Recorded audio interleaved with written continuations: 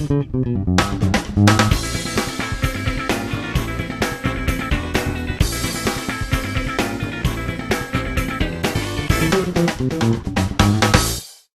so often, a film comes along that absolutely blindsides me. The last time I remember this occurring was with the film District 9. I remember walking into that movie thinking, this is just going to be another run-of-the-mill humans versus aliens movie. There's probably nothing that's going to be really decent here. But I was blown away by how good that movie was. I had the same reaction with this movie. I walked into Rise of the Planet of the Apes not expecting a good movie. Pretty much just expecting another prequel or another remake or something along those lines that Hollywood just keeps rehashing over and over. Because if it was anything like the Tim Burton film Planet of the Apes, it wasn't going to be that good. But I'll be damned if this movie didn't blow me away. This was absolutely phenomenal. I would be hard-pressed to find a film this summer, or even so far this year, that is better than this movie. The performances, the editing, the cinematography, the screenwriting, everything worked with this. Now, to be honest, I was never a huge fan of the original Planet of the Apes series, but watching this movie made me want to go back and watch those other ones again. And what I realized is that this movie isn't actually a remake or a prequel, it's actually a reboot. They are retelling the story of the Planet of the Apes. You could somewhat compare it to the fourth film of the original series, Conquest of the Planet of the Apes, but I actually like what this film had to say a lot more. The film starts off with James Franco working for a medical company in San Francisco. It turns out they're using gene therapy in order to try and cure Alzheimer's disease. And one day, they discover that the gene therapy is working pretty well on one of these chimpanzees. But sadly, the chimpanzee breaks free and they're forced to kill it. However, unbeknownst to them, that chimpanzee had a baby. James Franco is ordered to kill the infant, but instead, he takes the baby monkey home and starts raising it. We quickly come to realize that this young baby has inherited the gene therapy that his mother had. And we quickly discovered that this baby chimp, who's named Caesar, is nearly as intelligent as an average human being. And of course, this raises a lot of ethical and moral concerns, not only with James Franco, but with the pharmaceutical company and with others who know him. Now, before I go any further with this review, I do want to make one personal note.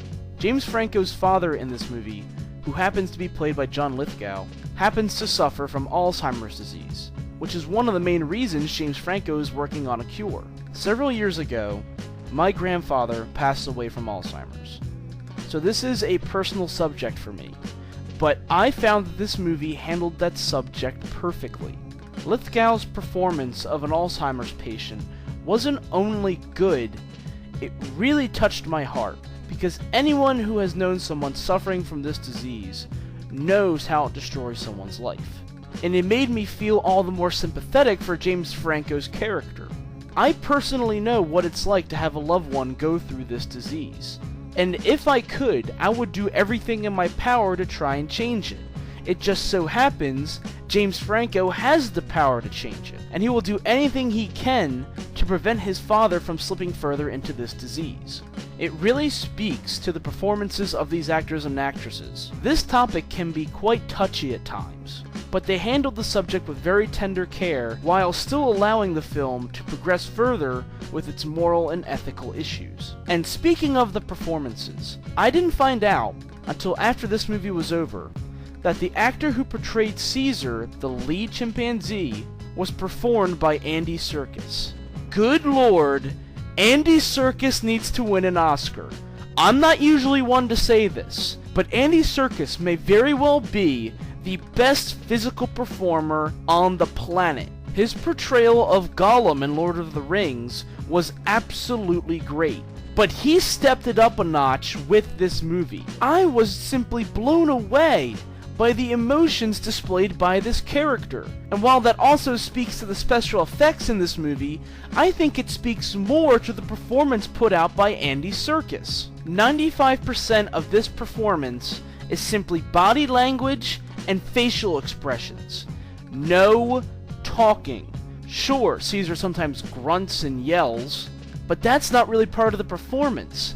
Everything is body language and facial expressions, and that really speaks to the physical performance being put out by Andy Serkis. It really made me question where the human performance ended and the special effects began, because they are seamless in this movie. And kudos to the screenwriters and editors of this film, because I never thought I would witness an audience get choked up over a CG character. But there are certain parts of this movie where I saw members of the audience crying. They knew this chimpanzee did not exist. They knew it was not a real animal. Yet they were crying. That speaks volumes of this movie. So, final rating. This movie is easily one of the top films of the year for me, and with any luck, it should be nominated for a couple of Oscars. The cast, the crew, the directors, the screenwriters, the editors, the special effects crew, all of them deserve praise for this movie. And if this film is a reboot like I think it is, I would more than look forward to a second and third film in this series. I'm going to give Rise of the Planet of the Apes 4.5 stars. If you haven't seen this movie yet in the theaters, I would highly recommend you do so. But one thing that kind of surprised me and kind of made me laugh in this movie was that Malfoy was in it. I mean, I call him Malfoy, but of course his real name is Tom Felton, but he's always going to be referred to as Malfoy. I was surprised to see him in this movie, and while I applaud him at doing his best to give an American accent, does he have to be an asshole in every movie he's in?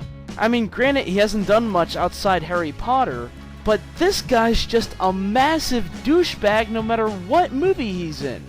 I mean, for goodness sake, Hollywood, let the kid be a protagonist for once. Don't just make him the massive asshole who everyone hates. I wouldn't be shocked if in a couple years he's playing a young Hitler. So, take care.